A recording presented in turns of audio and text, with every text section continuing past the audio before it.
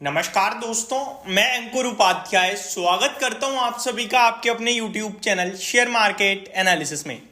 एक स्टॉक जिसको लेकर मैं आप सभी के साथ कंटिन्यू वीडियोस बनाता रहा हूं और उस स्टॉक का नाम है IIFL फाइनेंस।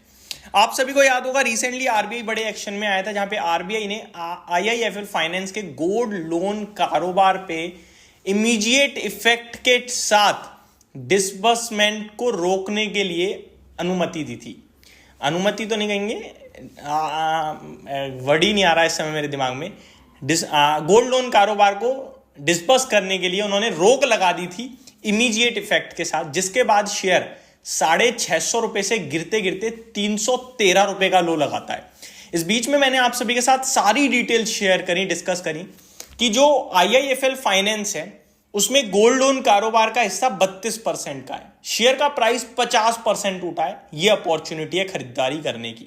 इन्वेस्टर्स ने खरीदा तो अभी 400 सवा 400 हो गया, पैसा बन गया है। अब दूसरी बात है कि आरबीआई ने हमेशा हमेशा के लिए गोल्ड लोन कारोबार उनका खत्म नहीं किया है, उसे रिव्यू करने की बात करी है कि हम एक स्पेशल ऑडिट करेंगे और उसके बाद आपके कारोबार में जो दिक्कत है उसको बताएंगे, आप ठीक कर सकते हो तो दोबारा करोगे शुरू। और मेरे को लगता है कि दोबारा जब शुरू होगा तो शेयर का प्राइस भागेगा। इस तरीके से मैंने व्यू शेयर किया था अपना, और अभी तक उसको लेकर तो कोई फाइनल अपडेट नहीं आई है कि स्पेशल ऑडिट हुआ है या नहीं हुआ है, क्या हुआ है क्या नहीं हुआ है।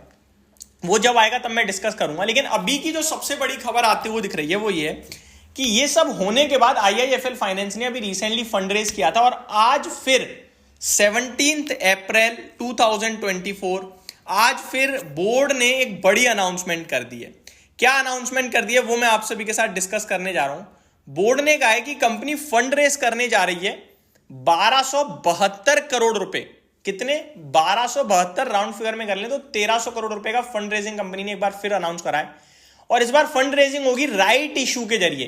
तो बेसिक क्लियर करते हैं ये राइट इशू क्या है। मैंने काफी बार वीडियोस बनाई है, रिसेंटली वोडाफोन आइडिया ने भी फंड रेज अनाउंस करा है 18,000 करोड़ का FPO। तो जो कंपनी बाजार में लिस्टेड है उसके पास पैसा जुटाने के दो तरीके हैं।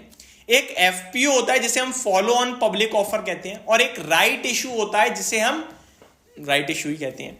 अब इन दोनों में डिफरेंस क्या है इसको समझिए। देखिए, follow on public offer same to same IPO की तरह होता है, नाम भी इनका सेम है, IPO FPO।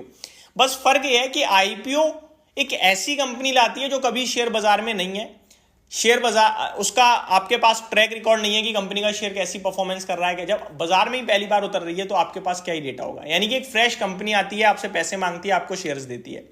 और FPO वो कंपनी लाती है जो ऑलरेडी मार्केट में है, उसका शेयर बाजार में ट्रेड कर रहा है, उसका डेटा है आपके पास, कंपनी की परफॉर्मेंस पता है, शेयर का प्राइस कैसे मूव करता है, सब पता है आपको उसके बारे में, और फिर वो कंपनी आपसे पैसा मांगती है।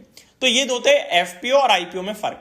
अब राइट इशू क्या होता है? शेयर बाजार में कंपनी का शेयर लिस्टेड है और वो कह रही है कि हम केवल उन लोगों को फायदा देना चाहते हैं जिनके पास हमारी कंपनी का शेयर है। IPO में कोई भी बिड लगा सकता है, ऐसे ही FPO में कोई भी बिड लगा सकता है।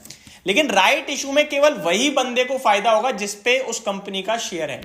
अब IIFL फाइनेंस के केस में क्या है? IIFL फाइनेंस के केस में IIFL फाइनेंस ने कहा है कि हम राइट इशू ला रहे हैं 1272 करोड़ का 300 रुपए के भाव पे। अभी करंटली स्टॉक का प्राइस कहां ट्रेड कर रहा है वो भी मैं आपको बताना चाहूंगा।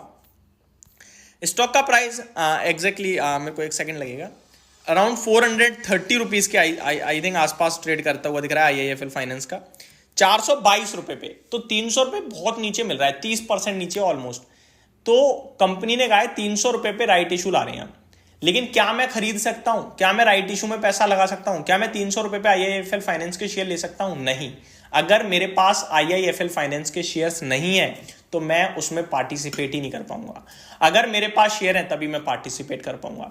तो अब इसमें क्या आता है? इसमें आता है एक रेशो कि अगर मेरे पास IIFL फाइनेंस के इतने शेयर हैं तो मैं इतने राइट इशू के रूप में खरीद सकता हूं।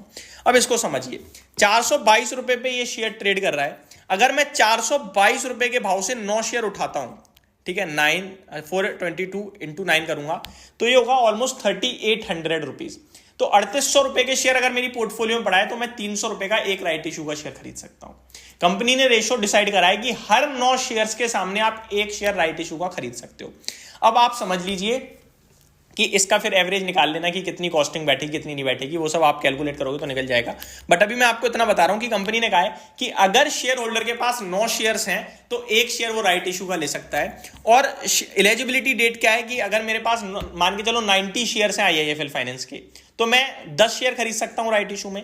लेकिन ऐसा नहीं कि मैं कभी आगे खरीद लूंगा, या मतलब मेरे पास एक डेट है और वो डेट है 23 अप्रैल। अगर 23 अप्रैल से पहले मेरी पोर्टफोलियो में जितने IIFL फाइनेंस के शेयर्स हैं उसके सामने ही मैं राइट इशू में पार्ट, मान के चलो 22 अप्रैल को मेरे पास थे 90 शेयर और 25 अप्रैल को मैंने 10 और खरीद लिए, मेरे पास हो गए 100। लेकिन राइट इशू के हिसाब से मैं केवल 10 शेयर में ही पार्टिसिपेट कर पाऊंगा, क्योंकि 23 से पहले मेरे पास 90 शेयर्स थे। अगर 23 से पहले मेरे पास 100 शेयर होंगे तो 11 में अप्लाई कर सकता हूं, अदरवाइज 9 में ही कर पाऊंगा, 10 में कर पाऊंगा, सॉरी। तो ये है पूरी की पूरी डिटेल, एक बार शॉर्ट में समझ लेते हैं। 1272 करोड़ का राइट इशू है, 300 रुपए के भाव पे है। जिन शेयर होल्डर्स के पास 9 शेयर हैं IIFL फाइनेंस के, उसे एक शेयर राइट इशू के रूप में खरीदने का मौका मिलेगा। और राइट इशू के लिए आपको 300 रुपए देने पड़ेंगे, ऐसा नहीं है वो फ्री में मिल जाएगा। और 9 के मल्टीपल्स में ही आप राइट इशू के मल्टीपल्स को काउंट कर सकते हो, यानी कि 9 शेयर्स हैं तो एक राइट इशू खरीद सकते हो, 18 है तो 2 खरीद सकते हो। और इसकी एक्स डेट है 23 अप्रैल। राइट इशू ओपन होगा 30 अप्रैल से लेकर 14 मई तक, यानी कि इस बीच में आप कभी भी शेयर खरीद सकते हो। तो ये डिटेल्स थी, होप आपको सारी चीजें समझ में आ गई होंगी। Thank you so much for watching this video, have a great day guys.